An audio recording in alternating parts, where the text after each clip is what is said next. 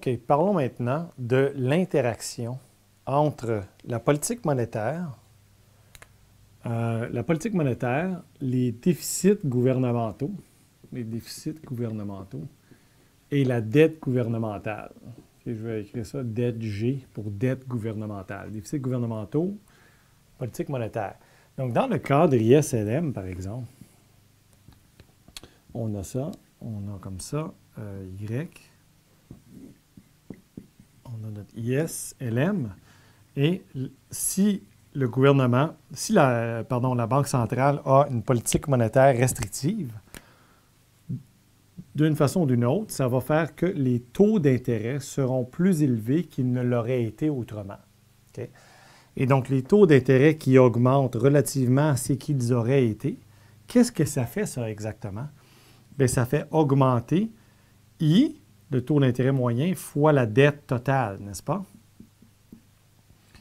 Donc, lorsque le gouvernement renouvelle sa dette, il va devoir renouveler à des taux plus élevés.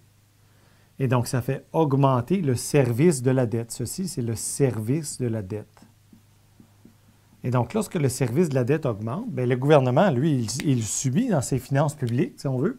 Donc, il y a les entrées et les sorties pour le gouvernement. Le budget du gouvernement est ultra simplifié. Là. Il y a des histoires d'élasticité, il y a toutes sortes de trucs, là, mais si on veut simplifier ça à l'extrême, là, on a les entrées fiscales, c'est les taxes qui elles-mêmes, ça dépend du PIB, puis bon, la structure de taxation microéconomique. Là. Et les dépenses, bien, c'est les dépenses gouvernementales et le service de la dette. Le service de la dette lui-même étant le taux d'intérêt moyen payé sur la dette totale. Et là, bon, il y a beaucoup de détails. Il y a de la dette de court, moyen, long terme. Il y a des obligations de très court terme, long terme, moyen terme, tout ça.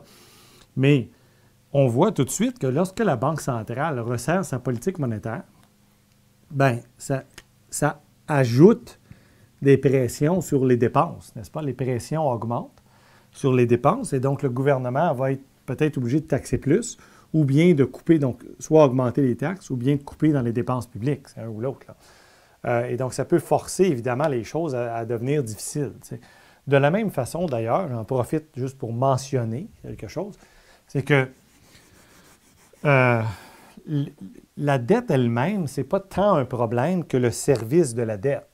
Donc, le service de la dette, c'est le taux d'intérêt fois la dette. Donc, si la dette augmente, mais que le taux d'intérêt diminue en proportion du PIB, ça se peut que le ratio service de la dette sur PIB demeure finalement très faible. Donc, tu peux avoir une hausse de la dette, ça fait augmenter évidemment le service de la dette, mais si le taux d'intérêt baisse, ça peut faire diminuer même ça par rapport au PIB, que lui augmente un petit peu tout le temps à long terme. Et donc, ce qui compte surtout, c'est que le service de la dette n'augmente pas, n'explose pas de façon dramatique et expose toute la société à un choc. Parce que c'est sûr que si la dette elle-même est grosse en proportion du PIB, okay, si la dette elle-même est grosse et qu'il arrive un événement quelconque, disons que ça c'est très gros en proportion du PIB, là, puis les taux d'intérêt sont zéro. On va prendre un cas extrême. Donc, I fois la dette, bien, si la dette est grosse, mais que ton taux d'intérêt c'est zéro, I égale 0 %, implique service de la dette égale 0 %. N'est-ce pas? Si par contre, I égale 1 % et que votre dette c'est 200 % du PIB, là je prends un cas vraiment extrême, là, donc, il n'existe pas vraiment beaucoup. Il n'y a pas beaucoup de pays comme ça, mais disons. Là. Donc, si la dette est de 200 % du PIB, bien, votre service de la dette, c'est 200 % du PIB fois 1 %.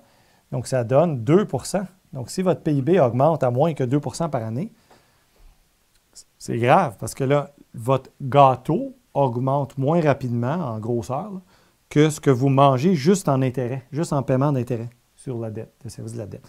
Donc, c'est sûr qu'il faut avoir en tête l'ensemble du portrait des finances publiques pour ne pas faire n'importe quoi. Mais ce qui compte finalement, c'est surtout que le service de la dette n'explose pas en proportion des revenus puis du PIB. Tant que les choses demeurent relativement sous contrôle, alors ça va. C'est pas tant un problème. Mais lorsque la Banque centrale resserre sa politique monétaire, donc garde les taux d'intérêt plus élevés qu'ils ne l'auraient été autrement, bien effectivement, ça met de la pression sur les finances publiques. OK, donc, je voulais juste le mentionner.